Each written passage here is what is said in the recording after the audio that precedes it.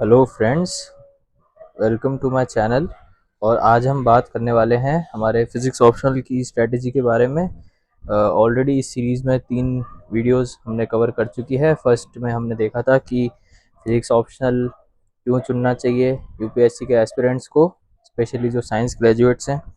और second video में हमने देखा था, ये मैं दिखा देता हूँ। फर्स्ट वीडियो में हमने ये सारी बातें करी थी कि वाई फिज़िक्स ऑप्शनल। पहले मैं अपने बारे में बता दूँ कि मेरा नाम दिव्यांश है और I am a master of science in physics, MSc physics करी है मैंने। और मैं खुद एक एस्पिरेंट रहा हूँ यूपीएससी का, मेरा ऑप्शनल फिज़िक्स ही था। सो और सेकंड चीज़ थी कि सेकंड वीडियो में हमने देखा था कि इस सब्जेक्ट के आगे कैसे प्रोसीड करते हैं। तो ये सारी जो भी इन्फॉर्मेशन है आप प्लीज़ पहली और दूसरे पार्ट में जाके देख सकते हैं, लिंक हमारा डिस्क्रिप्शन बॉक्स में है। So the first part was why physics optional, और दूसरा पार्ट है बहुत कम्प्रिहेंसिवली बताया रखा है कि इसमें आगे कैसे बढ़ना है। थर्ड वाले में हमने बात करी थी, आज जो हम देखने वाले हैं वो है कि पीवाईक्यू और सिलेबस का ब्रेकडाउन कैसे होगा, कैसे हम इस सब्जेक्ट में लिंकेजेस डेवलप कर सकते हैं, जो कि बहुत ही ईजी है कंपेयर टू बाकी ह्यूमैनिटीज़ के सब्जेक्ट में। देखिए, तो फिज़िक्स ऑप्शनल में बहुत ज़्यादा सिलेबस और पीवाईक्यू में लिंकेजेस मिलती हैं। डायरेक्ट जो कॉन्सेप्ट लिखा हुआ है वो एड वर्बैटम डायरेक्ट वो का वो, मतलब जो का जो लिखा हुआ है वो का वो टॉपिक उठ के आ जाता है। तो ये है मेरे पास में पीडीएफ जो मैंने प्रिंट करवा के हार्ड कॉपी बना रखी है। ये मैं इसका लिंक भी मैंने वीडियो में डाल रखा है, नीचे आप प्लीज़ देखिएगा। तो this is the physics optional syllabus PYQs linkage. अब आज हम बात करने वाले हैं पेपर 1 की, और पेपर 1 में भी स्पेसिफिकली हम टॉपिक बाय टॉपिक चलेंगे। तो मैकेनिक्स मैंने आज बात करी है। मैकेनिक्स में भी सबसे बड़ा टॉपिक हमारे पेपर 1 का मैकेनिक्स है, जिसमें 4 सब टॉपिक्स हैं। तो आज जो मैं बात करने वाला हूँ वो मैकेनिक्स में पार्ट ए की बात करने वाला हूँ। इसमें हम देखेंगे laws of motion, conservation of energy and momentum, applications to rotating frames. ये मैंने नेक्स्ट वीडियो के लिए रखा है, क्योंकि इसका सेकंड वीडियो, इसका जो अगली वीडियो में ज़्यादा अच्छे से इसका इंटरकनेक्शन दिखता है हमको, तो वो हम बात नहीं करेंगे। तो आप इसे अभी के लिए हटा के रखिए, एप्लीकेशन टू रोटेटिंग फ्रेम्स। जैसे मैंने कहा था, आपके पास सिलेबस हमेशा सामने होना चाहिए ऑप्शनल का। अगला सेंट्रीब्यूटेशन कोरियोलिस एक्सेलरेशन, ये इसी का सब टॉपिक है रोटेटिंग फ्रेम्स का। Next is motion under central force, conservation of angular momentum, Kepler's laws, fields and potential, gravitational field and potential due to spherical bodies, Gauss and Poisson equation, gravitational self energy, two body problem, reduced mass, Rutherford scattering, centre of mass, laboratory frame, reference frames. तो इसमें जो हम बात करेंगे, first है, हम देखते हैं कि कैसे ये मिलेगा। और मेरे पास मेरे खुद के नोट्स भी हैं जो मैं आपको शेयर करने वाला हूँ। जैसे जैसे हम क्लास में आगे बढ़ेंगे, तो ये सारे हैंड रिटन नोट्स तो हैं ही मेरे, जो भी मैंने अपने टाइम पे जो प्रिपेयर किए थे। तो ये सारे नोट्स तो रहेंगे। इसमें से डायरेक्ट मैं आपको क्वेश्चंस बता दूंगा कि ये देखिए, ये क्वेश्चन है और ये इसका आंसर। नाउ अब जैसे हम आगे बढ़ते हैं, इसमें देखते हैं कि क्वेश्चन क्या बताता है। मैं क्लास के दौरान भी मैं आपको पूरी डेरिवेशन करके बताऊंगा, हम पूरी साथ साथ में चलेंगे। बस ये जो हैंड रिटन नोट्स हैं बहुत ही मतलब ऑर्गेनाइज्ड हैं, तो आपको बेटर हेल्प होगा। तो जैसे हम ये प्लीज़ पीडीएफ देखिएगा। इसमें फर्स्ट जो है, फर्स्ट क्वेश्चन हमारा है 2012 में। तो 2012 में जो क्वेश्चन आया था उसमें था कि define a conservative field, determine if the field given below is conservative in nature. ये फील्ड है and where C is constant. तो बेसिक हमारा रिप्रेजेंटेशन दे रखा है। बहुत ही ये जिसको कहते हैं ना, जिसको कि फिजिक्स जो पढ़ रहा है, अगर वो ग्रेजुएशन फिजिक्स भी पढ़ रहा है, अगर पोस्ट ग्रेजुएशन नहीं की, तो उसके लिए बहुत ही, जिसको कहते हैं कि चिंटू क्वेश्चन है। चिंटू क्वेश्चन मतलब बहुत ही बेसिक डिफरेंशिएशन कैलकुलस लगेगा और डायरेक्ट आंसर आ सकता है इसमें। ठीक है, तो ये है कंजर्वेशन लॉज के अंदर का चैप्टर। इसमें क्या करना है हमको कि वो जब पढ़ेंगे, जब हम देखेंगे तो ई है। कंजर्वेटिव फील्ड हमको पता है कि कंजर्वेटिव फील्ड क्या होती है। तो कंजर्वेटिव फील्ड, जैसे ये मेरे नोट्स हैं, इसमें मैंने लिख भी रखा है कि कंजर्वेटिव फील्ड क्या होती है। ये देखिए, conservation laws. Conservative force is that force by which work done in carrying a particle from one point to another does not depend on path. जो पाथ इंडिपेंडेंट होते हैं, वो सारे जो भी फोर्स होते हैं वो सारे क्या होते हैं, कंजर्वेटिव फोर्स होते हैं। और उसके जो आसपास जो फील्ड होती है, उस फील्ड वही होती है जहाँ पे फोर्स लग रहा है उसके आसपास का रीजन। तो field region in which particle experiences conservative force is called conservative force field. तो ये इसका फर्स्ट पार्ट हो गया।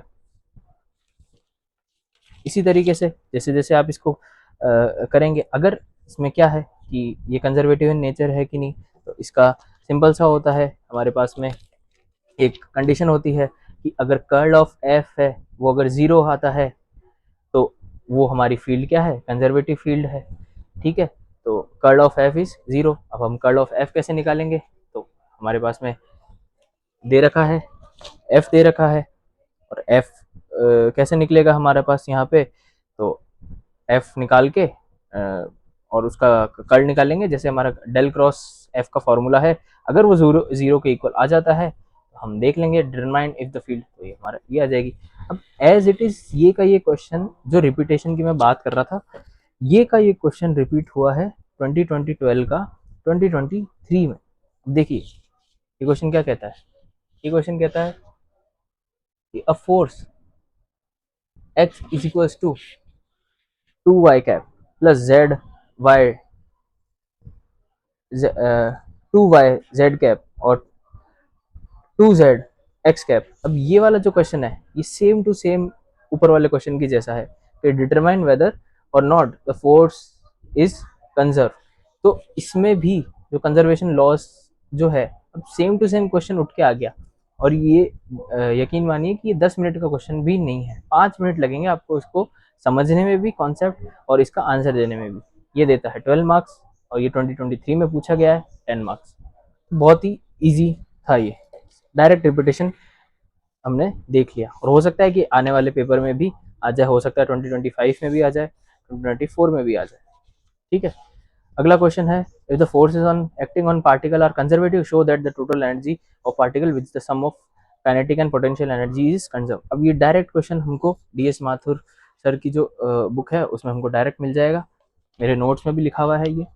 तो अगर forces acting on particle conservative है तो total energy which is the sum of kinetic and potential energy is conserve. अगर कंजर्वेटिव फोर्स है तो पोटेंशियल एनर्जी और काइनेटिक एनर्जी कंजर्व होती है। तो ये रहा, मैं आपको बता देता हूँ। ये देखिए काइनेटिक एनर्जी और वर्क प्रिंसिपल जो था, यहाँ पे हमने पूरी छोटी सी डेरिवेशन करी है, तो यहाँ पे आ गया वर्क एनर्जी थ्योरम, ये जो कंजर्वेशन इसमें बताया है।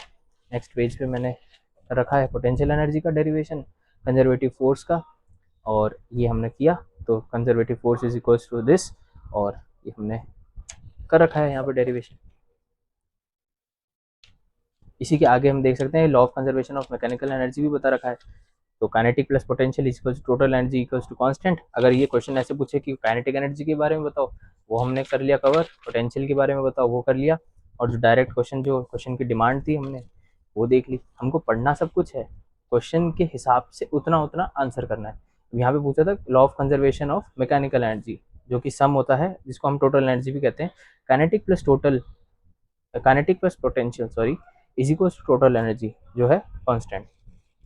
तो डायरेक्ट आंसर हो गया ये क्वेश्चन 2013 में पूछा हुआ है। इस तरीके से हम देखेंगे कि जो जो टॉपिक्स हैं उस सब की मैंने खुद ने नोट्स बना रखे हैं अपनी 3 साल की जर्नी में, और वो सारे नोट्स सारे क्वेश्चन ऑलमोस्ट सारे क्वेश्चन सॉल्व करते हैं बहुत इजीली। और ये डीएस माथुर से भी ली हुई है मेरी, और जो फॉरेन ऑथर्स की बुक है वहाँ से भी कुछ डेरिवेशन ले रखी है, कुछ डेरिवेशन जेसी उपाध्याय से ले रखी है, कुछ डेरिवेशन मेरी जो ग्रेजुएशन की बुक थी, ये है मेरी ग्रेजुएशन की बुक मैकेनिक्स की। तो ये प्रोफेसर MP सक्सेना और DSS रावत सर की बुक है, ये यूनिवर्सिटी ऑफ राजस्थान में अभी चलती है। तो इस बुक में भी काफ़ी सारे क्वेश्चन बहुत डायरेक्टली दे रखे हैं, जैसे ये यही क्वेश्चन है, देखिए बहुत अच्छा इसमें एक्सप्लेनेशन दे रखा है, तो उसके बारे में बात करेंगे हम आगे। तो अभी देख लेते हैं क्वेश्चन क्या क्या है। सोर्सेज मैं आपको साथ के साथ बताता जाऊंगा जब मैं पढ़ाऊंगा, और ज़्यादा ना पढ़ें वो अच्छा है, जितना लिमिटेड रखेंगे हमारी उसको वो सही रहेगा, ठीक है।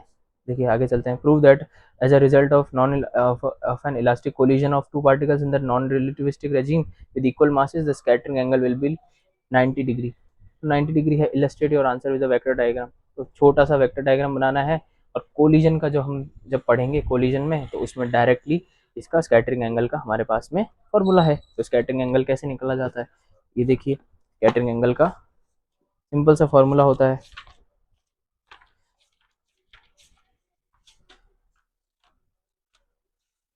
तो ये सारी चीज़ें हम देखेंगे कि बहुत ही लिमिटेड चीज़ें पढ़ के भी हमारे सारे आंसर निकल जाएंगे। देखिए ये रहा हमारा elastic collision in to dimensions, तो ये बात की हुई है, ये मेरी बुक का ही है। ये डेरिवेशन पूरी मेरी नोट्स में भी मिलेगी आपको।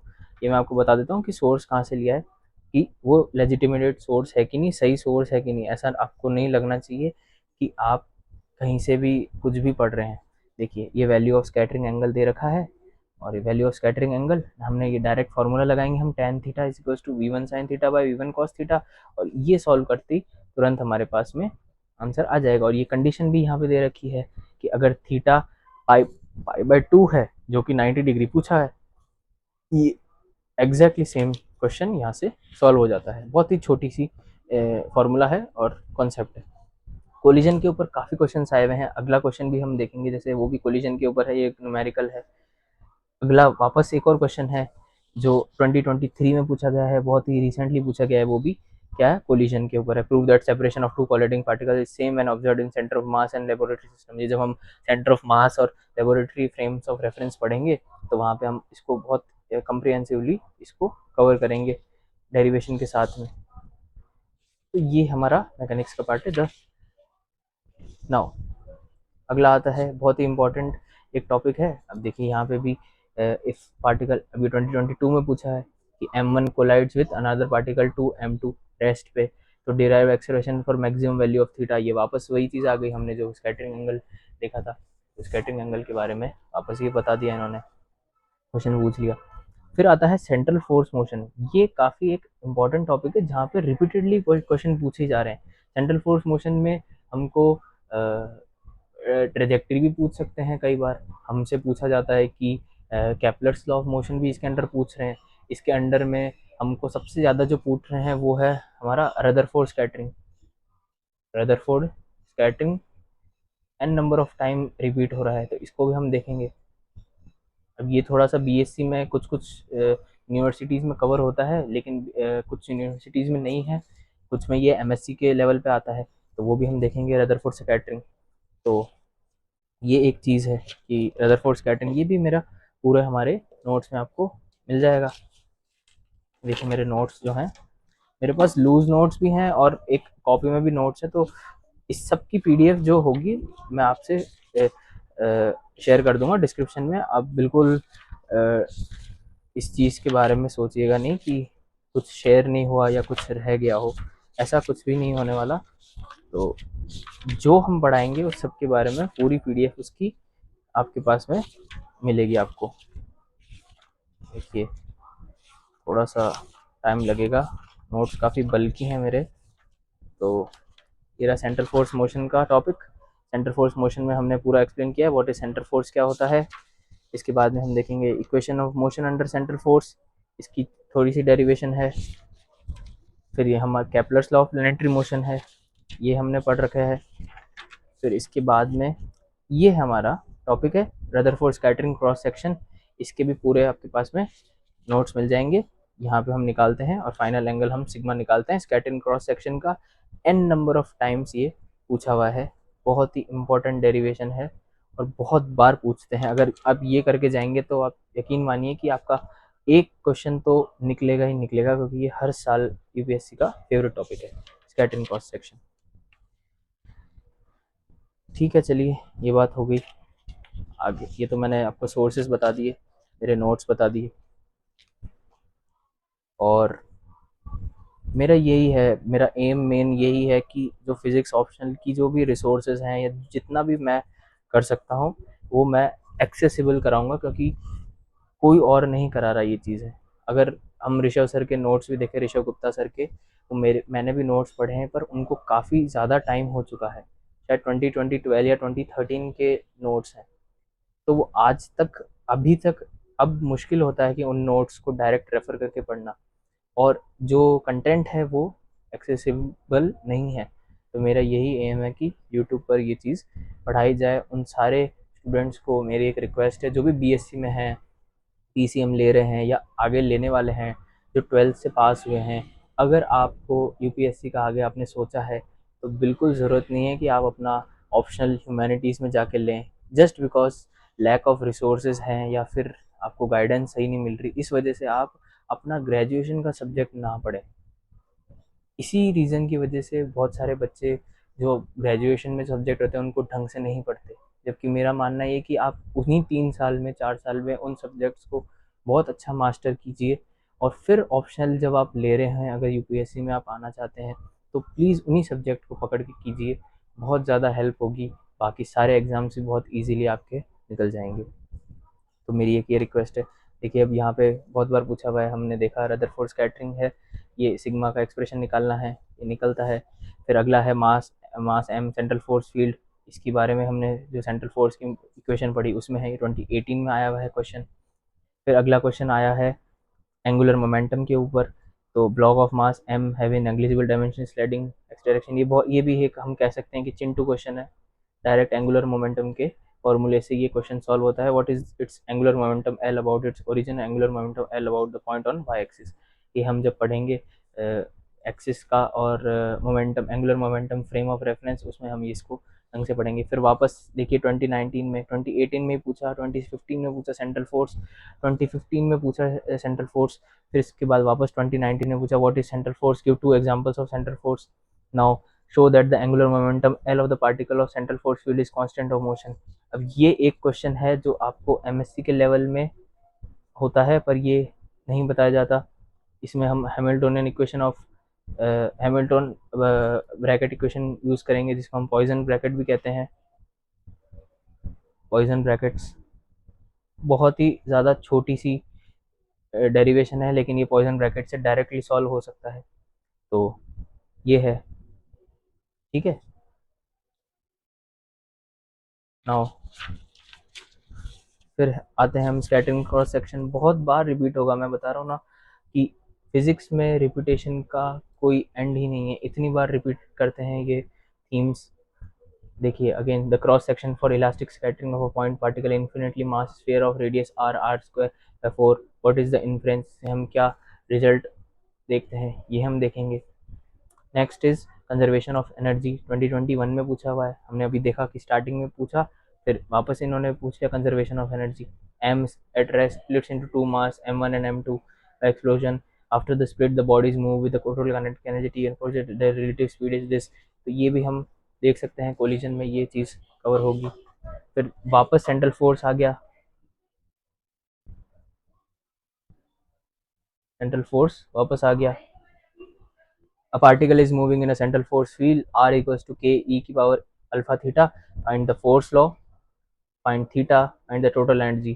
और ये जो क्वेश्चन था ये आपको बता दूं 20 + 20 + 20 मार्क्स का क्वेश्चन था ये, मतलब अगर आप इसको ढंग से करते हैं तो 60 मार्क्स का क्वेश्चन है ये भी पूछा हुआ यूपीएससी ने, 60 मार्क्स का क्वेश्चन। अगर आप इसको डायरेक्टली फार्मूला बेस लगा के डेरिवेशन करते हैं, फार्मूला लगाएंगे, अगर आपको डेरिवेशन याद है, सेंट्रल फोर्स की इक्वेशन याद है, तो आपके 60 मार्क्स में से एटलीस्ट मेरा ये, मैं पॉजिटिव तरफ रहता हूँ, एटलीस्ट आपको इसमें 40 मार्क्स इजीली मिलेंगे। आप सोचिए अगर एक क्वेश्चन, एक टॉपिक आपको 40 मार्क्स दे रहा है पूरे पेपर में, इट्स अ बिग डील। आप देख सकते हैं कि क्या इम्पोर्टेंस है।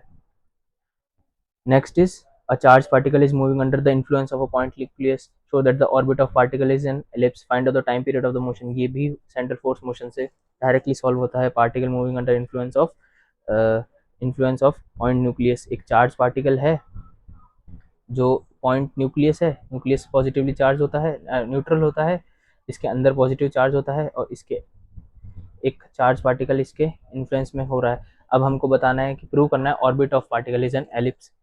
ये भी हमारे नोट्स में मेंशन है ये वाली चीज़, ठीक है। अगला है particle describes a circular orbit under influence of attractive central force. तो हम सेंट्रल फोर्स के हम देख रहे हैं कि बहुत ज़्यादा इंपॉर्टेंस है। सेंट्रल फोर्स मोशन एक ऐसा टॉपिक है जिसकी अलग अलग तरीके से इसकी एप्लीकेशन भी पूछी जा रही है, इसको डायरेक्टली भी पूछा जा रहा है, तो ये एक इम्पॉर्टेंट चीज़ बनती है। सेंट्रल फोर्स मोशन आपको पढ़ना ही है। Show that the force varies at the inverse fifth power of distance. आपको मेन चीज़ याद रखनी है, और उसके बाद जैसे जैसे वो क्वेश्चन पूछता है उस हिसाब से अपनी डेरिवेशन को लास्ट में जाके आप चेंज कर सकते हैं। डायरेक्ट डेरिवेशन तो एक ही होती है, तरीका एक ही होता है, लेकिन वो चीज़ें 10 तरीके की पूछता है, तो आपको उन्हीं डेरिवेशन को उठा के अलग तरीके से एक्सप्रेशन में यूज़ करना है, लास्ट में जाके कुछ चेंज कर देना है, पावर्स इधर उधर लगा देनी है, तो डायरेक्ट आपका आंसर आ जाता है। Next is gravitation. अब हम ग्रेविटेशन और एंगुलर मोमेंटम के ऊपर आते हैं। तो ग्रेविटेशन के भी काफ़ी ज़्यादा क्वेश्चंस आए हुए हैं। अब जैसे ये density inside a solid sphere of radius a is given by this where rho zero is density at the surface, r denotes the distance from the centre, find gravitation field. Gravitation field का भी जो part है वो हमने काफ़ी ढंग से cover किया हुआ है। तो मैं आपको बता देता हूँ कि जो नोट्स हैं वो काफ़ी हैं हमारी प्रिपरेशन के लिए। देखिए ग्रेविटेशन फील्ड है, ग्रेविटेशन पोटेंशियल एनर्जी के बारे में है, ग्रेविटेशन पोटेंशियल है, इसके बाद में gravitation potential due to spherical shell है, सॉलिड स्फीयर है। ये सारे टॉपिक जो हैं ये यूपीएससी के अंदर मेंशन्ड है। फिर गॉस एंड पॉइसन्स इक्वेशन है, गॉसेस थ्योरम है, ग्रेविटेशन सेल्फ एनर्जी है। ग्रेविटेशन सेल्फ एनर्जी आगे आएगी, जो कि हमारे 2023 में भी पूछा गया है ये का ये क्वेश्चन, ठीक है। फिर रिजिड बॉडी है। तो ये सारी चीज़ें हैं। रिजिड बॉडी तो मैं अगले सेक्शन में पढ़ाऊंगा, क्योंकि वो बी सेक्शन में है मैकेनिक्स के, तो उसमें आपका इसकी सेम इसी तरीके से हम एनालाइज करेंगे कि क्या क्या चीज़ें आती है। तो ये वाली है कि ग्रेविटेशन इंपॉर्टेंट हो जाता है। Next is express angular momentum in terms of kinetic potential and total energy of a satellite of mass m in a circular orbit of radius r। इसको भी मैं कहूँगा एक तरीके का चिंटू क्वेश्चन है, बहुत इजी है। अगर जिसने सैटेलाइट मोशन पढ़ा हुआ है या रॉकेट मोशन पढ़ा हुआ है, तो काइनेटिक पोटेंशियल टोटल एनर्जी एक सर्कुलर ऑर्बिट की निकालनी होती है, ठीक है। ये एक और इजी क्वेश्चन होगा। अब देखिए यहाँ पे आप कि 2021 में इन्होंने वापस ये क्वेश्चन पूछा है। 2021 में ये पूछते हैं a particle moving in central force field describes के ई की पावर अल्फा थीटा। अब यहाँ पे आपको कुछ पुराना याद आ रहा होगा कि ये क्वेश्चन तो हमने पहले देखा है। देखिए कहाँ देखा है हमने, ये क्वेश्चन हमने देखा है यहाँ पे, देखिए 2012 में exactly same question r equals to k e की पावर अल्फा थीटा। यहाँ पे भी are equals to k e की power alpha theta. Find the law of force. अब यहाँ पे इन्होंने सिर्फ एक चीज़ पूछ ली, फाइंड द फोर्स लॉ। यहाँ पे 3 पार्ट थे, अगर हमने तीनों कर रहेंगे तो, और ये पहले किया हुआ है, तो डेफिनेटली आपको करना होता है PYQ। जैसे आपने ये क्वेश्चन किया, सेम टू सेम क्वेश्चन आप यहाँ पे कर दिए, और अगर ये 10 मार्क कर है या 15 मार्क कर है, आपके ये मार्क्स पूरे हैं, अगर आपने डेरिवेशन वहाँ पे ढंग से करी है। तो ये है, हम ये पढ़ रहे हैं कि ये यूपीएससी फिजिक्स ऑप्शनल की ये एक बहुत बड़ी, मैं बार बार कह रहा हूँ जब से वीडियो स्टार्ट हुई थी, कि रेपुटेशन बहुत ज़्यादा है, और सबसे ज़्यादा कि आपको पढ़ना बहुत लिमिटेड है, ढंग से पढ़ना है, क्योंकि चीज़ें थोड़ी सी डिफ़िकल्ट होती हैं समझने में। बाकी सब कुछ चीज़ें बहुत ईज़िली अवेलेबल है। ऐसा नहीं है कि फ़िज़िक्स में आपको चीज़ें नहीं मिलने वाली है या फिर सोर्सेज़ की कमी है, नहीं है ऐसा। एम्पल अमाउंट ऑफ सोर्सेज हैं। मेरा काम यही है कि उन सारे सोर्सेज को कंसोलिडेट करके एक जगह पे लाके और आपको मैं प्रेजेंट करूँगा, यही मेरा एम रहेगा, ठीक है। देख लेते हैं ग्रेविटेशन। वापस क्वेश्चन आ गया, ग्रेविटेशन पोटेंशियल फाइंड करना है, छोटा सा न्यूमेरिकल है। फिर वापस सेंट्रल फोर्स मोशन आ गया, यहाँ पे वापस आ गया electron moving under influence of point nucleus. देखिए अब रिपीटेशन 2022 में पूछा गया, और यहाँ पे वापस हमारा पूछा गया 2014 में। 2014 का exactly moving under the influence of point nucleus. फिर देखिए moving under the influence of a point nucleus 2022, वापस रिपीटेशन। कितनी बार कहूँ, उतना कम है कि रिपीटेड क्वेश्चन डायरेक्ट रिपीट होते हैं। फिर ग्रेविटेशन पोटेंशियल, यहाँ पे ग्रेविटेशन पोटेंशियल पूछा, यहाँ पे ग्रेविटेशन पोटेंशियल। फिर देखिए, ये शायद रिपीटेड क्वेश्चन है, मैंने शायद इसको मिसप्रिंट कर दिया है। ये दोनों क्वेश्चंस एक ही हैं, ये और ये क्वेश्चंस एक ही हैं। फिर रॉकेट मोशन के ऊपर आ जाता है। Rocket start vertically upwards with v0, then define its v at height h in terms of v0, r radius of earth and g acceleration. देखिए, रॉकेट मोशन के ऊपर डायरेक्ट जो है,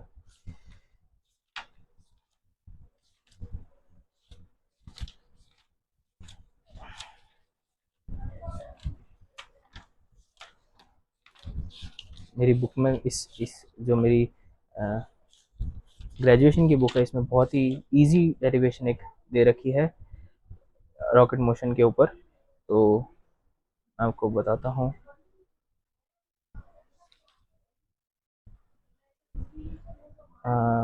यस, ये रहा, ये देखिए, rotate motion of a system with varying mass rocket, motion of system with varying mass, ये हमारे पास पूरी डेरिवेशन है। ये रॉकेट का बता रखा है, रॉकेट कैसे वर्क करता है, प्रिंसिपल ऑफ रॉकेट, और ये सारी चीज़ें जितनी बड़ी बड़ी लिख रखी है। फिर हमारे यहाँ मल्टी स्टेज रॉकेट्स के बारे में बता रखा है, फिर ये एंगुलर मोमेंटम टॉर्क। तो ये पूरी डेरिवेशन मेरे नोट्स में भी बहुत ईजीली दी हुई है, छोटी सी डेरिवेशन दे रखी है, ये अगर आप देखेंगे। और इसमें ऐसा नहीं है कि मैं अपनी बुक से पढ़ रहा हूँ, मैंने DS माथुर भी रेफ़र की है, मैंने DS माथुर से ही मैक्सिमम ऑफ माई डेरिवेशंस और जो है वो मेरा DS माथुर से ही है। तो ये रहा rocket motion system of variable mass, और ये देख सकते हैं कि पूरी डेरिवेशन यहाँ तक आती है हमारी। फिर देखिए, ग्रेविटेशन सेल्फ एनर्जी आ गई, gravitation self energy of earth, gravitation, ये वापस वही चीज़ आ गई, मैंने जो 2023 की डेरिवेशन की बात करी थी। फिर वापस है derive the expression for gravitation potential at a point, ये भी पता है, gravitation potential at a point outside the spherical shell, inside the spherical shell, ये हमने डिस्कस किया हुआ है, यही चीज़ डिस्कस करी है हमने, outside the shell, inside the shell. अगर हम देखें तो ये देखिए, मैंने क्वेश्चन सॉल्व किया था ग्रेविटेशन सेल्फ एनर्जी का, और ये क्वेश्चन सॉल्व किया हुआ है gravitation potential at point outside spherical shell, इसकी डेरिवेशन है, और ये इनसाइड द शेल की डेरिवेशन है। और ये कुछ कुछ जो मेरे जो PYQs हैं वो भी मैंने सॉल्व करके रख रखे हैं, आपको उसकी भी, जब हम सॉल्व एक्चुअली ये चीज़ें सॉल्व करेंगे तो वापस यहाँ पे ये नोट्स वापस हैंडी होंगे, मैंने सॉल्यूशन भी एक एक का बता रखा है यहाँ पे, तो इसकी भी आप बिल्कुल भी सोचे ना कि आपको प्रॉब्लम होगी, कभी भी ये नोट्स रेफ़र कर सकते हैं, एकदम एब्सोल्युटली फ्री ये नोट्स आपको मिलने वाले हैं। तो चलिए, हम थोड़े से क्वेश्चन बाकी हैं, 2024 के क्वेश्चन हैं, जो ये क्वेश्चंस जो मैंने लास्ट के रख रखे हैं, ये कुछ 4 क्वेश्चंस बचे हैं। Briefly discuss the Kepler's law of planetary motion, ये वापस ये हमारे नोट्स में हमने कवर कर रखा है, Kepler's law of planetary motion. ये देखिए, अगर हम देखें यहाँ से, Kepler's law of planetary motion, law of elliptical orbits पूरा कवर्ड। फिर हम देखते हैं एरियल वेलोसिटी का लॉ है, और फिर हम देखते हैं केपलर्स थर्ड लॉ। अब ये डेरिवेशंस इतने बड़े बड़े इसलिए बता रखे हैं क्योंकि ये समझने में आसान रहे, पर आपको इतने बड़े बड़े डेरिवेशंस नहीं करने हैं पेपर में या जब भी आप कुछ टेस्ट देंगे अपने। ये सारे डेरिवेशंस मैंने समझाने के लिए, खुद के समझने के लिए। अगर नोट्स बनाते हैं तो पहली बार तो आप बहुत कम्प्रिहेंसिव ही नोट्स बनाएंगे, क्योंकि वो किस एक्सप्रेशन में से पूछ रहे इस चीज़ को, हम डायरेक्ट एक्सप्रेशन तो फाइनल रिजल्ट तो नहीं लिख सकते यहाँ पे, इसलिए वो क्या चीज़ पूछ लेता है इस हिसाब से करना है हमको। तो ये है हमारे लॉज हो गए केपलर्स के, 2024 में पूछा। मैंने नोट्स तो ऑब्वियसली आप जानते हैं कि 2024 में नहीं ही बनाए थे, मेरे नोट्स 2020, 2021, 2022, 2023, तो मेरी 3 साल की जो ग्रेजुएशन थी उसी में मैंने मेरे नोट्स बनाए थे, ऑप्शनल के भी। तो ये इन 3 सालों में 21, 22 और 23 के दौरान बने हुए नोट्स हैं। देखिए, क्वेश्चन तो 2024 में आया। फिर वापस देखिए, show that the escape velocity v on earth is given by this, direct चिन्ह टू क्वेश्चन है, ये तो मैं आपको यहीं सॉल्व करके बता सकता हूँ। देखिए mv² r और gm/r², यहीं से सॉल्व हो जाएगा ये। और अगर मैं बड़ा आर लिखूँ तो डायरेक्ट एस्केप वेलोसिटी आ जाती है, यहाँ से एम कट जाता है, वी अंडर रूट जाके √2 gr हो जाता है। जी को हम अगर जी के फॉर्म में लिखेंगे, स्मॉल जी की फॉर्म में, इतना इजी क्वेश्चन भी पूछता है। अगर कोई 12th अच्छा ढंग से पढ़ा हुआ है तो शायद 12th साइंस का बच्चा भी इसको सॉल्व कर सकता है। इस बार का तो 12th साइंस का पेपर भी काफ़ी टफ आया था, मैंने देखा था। फिर देखिए 2 satellites a and b of same mass orbiting earth at altitudes r and 5r, assuming that calculate the ratio of kinetic and potential energy। बताइए काइनेटिक एनर्जी 1/kinetic energy 2, ये बताना है हमको रेशियो, और PE1/PE2 ये बताना है हमको। इतना इजी क्वेश्चन है, 5 मार्क्स का ही था। फिर है a particle of mass m having initial velocity v0 subject to a retarding force proportional to its instantaneous velocity, obtain the expression for velocity and position of particle as a function of time. ये भी शायद हम 12th science के बच्चे से expect करते हैं कि वो ये क्वेश्चन कर ले, क्योंकि बहुत ही बेसिक लॉज ऑफ मोशन का है ये। एक्सेलरेशन पूछ रहा है, एक्सेलरेशन तो नहीं, सॉरी, वेलोसिटी दे रखी है, पोजीशन बतानी है, इंस्टेंटेनियस वेलोसिटी पूछी है, तो सारी चीज़ें तो हम 12th साइंस में पढ़ के आ रहे हैं। तो मेरा ये वीडियो एंड होता है यहाँ पे, और फाइनल कंक्लूजन यही था कि आप देख सकते हैं कि how many times the themes get repeated, इतनी बार थीम रिपीट भी होती है इसमें। इतनी बार आप देखते हैं कि बहुत ही जो बेसिक सोर्सेस है वहाँ से सारे ऑलमोस्ट सारे क्वेश्चंस मैंने आपको बता रखे हैं कि मेरे नोट्स में मैंने बहुत सारे सॉल्व तो नहीं बताया अभी आपको, पर वो जैसे जैसे हम क्लास में पढ़ेंगे वो सारी चीज़ें हम देखेंगे कि नोट्स में वो सारी चीज़ें लिखी हुई हैं। और ये थी वीडियो। प्लीज़ ये पीडीएफ आप एक बार गो थ्रू ज़रूर कीजिएगा और देखिएगा कि सिलेबस के साथ में हम कैसे ये डायरेक्टली लिंक करते हैं, और देखिए कि सारी चीज़ें ऑलमोस्ट सारी चीज़ें यहाँ पे लिखी हुई हैं। कुछ भी ऐसा नहीं है कि जो यहाँ पे एब्स्ट्रैक्ट पूछ लिया हो या कुछ बाहर का पूछ लिया हो। अब अगली वीडियो में हम बात करेंगे मैकेनिक्स के बी पार्ट, सी पार्ट और डी पार्ट के बारे में। वो थोड़े से छोटे हैं, जिसमें हम STR भी पढ़ेंगे, जिसमें हम रिजिड बॉडीज़ पढ़ेंगे, STR पढ़ेंगे, स्पेशल थ्योरी ऑफ रिलेटिविटी, और फिर हम फ्लूइड डायनेमिक्स पढ़ेंगे, और कुछ कुछ चीज़ें हैं उनका हम इसी तरीके से हम करेंगे। और मैकेनिक्स की एक वीडियो आना और बाकी है, मैकेनिक्स की एक वीडियो आना और बाकी है। इसके बाद में हम फिर मैकेनिक्स के लेक्चर्स होंगे, तो यही फॉर्मेट चलने वाला है। पहले हम डिस्कस करेंगे यूपीएससी का सिलेबस और PYQs के बीच में कैसे हम लिंक करते हैं टॉपिक्स को, वो हम कंटेंट पढ़ेंगे। हमारे जो सीरीज़ आएगी लेक्चर्स की, जितनी भी सीरीज़ होगी मैकेनिक्स, मोर और less I think so 15 to 20 days, या मे भी कुछ +- 2 कर सकते हैं हम। तो एटलीस्ट 3 वीक्स तो ये चलना ही है मैकेनिक्स का पोर्शन। तो 3 वीक्स में मैकेनिक्स हो जाएगा। फिर हम ये मैकेनिक्स ख़त्म होगा, इसके बाद में हम करेंगे ऑप्टिक्स पे आएंगे हम। ऑप्टिक्स के बाद में फिर जैसे ये 2 टॉपिक्स हो गए पेपर 1 के, उसके बाद हम चेंज करेंगे पेपर 2 में। तो इस तरीके से चलेंगे, 2 टॉपिक पेपर 1 के, 2 टॉपिक पेपर 2 के, फिर वापस 2 टॉपिक पेपर 1 के, फिर 2 टॉपिक पेपर 2 के। तो इस तरीके से चलेगा। पेपर 2 में हम सबसे पहले लेंगे quantum mechanics and atomic physics, atomic and molecular physics, ये पढ़ेंगे। फिर हम मैकेनिक्स पे आएंगे, सॉरी, फिर पेपर 1 पे आएंगे।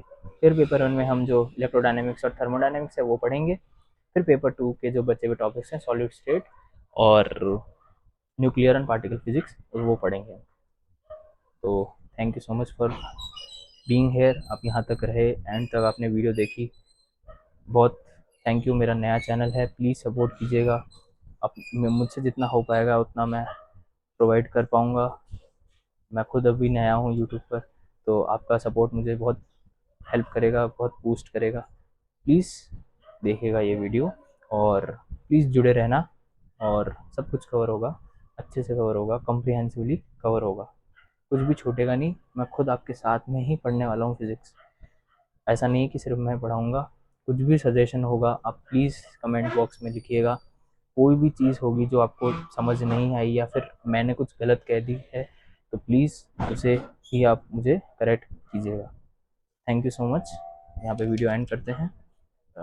Good night, bye bye, thank you.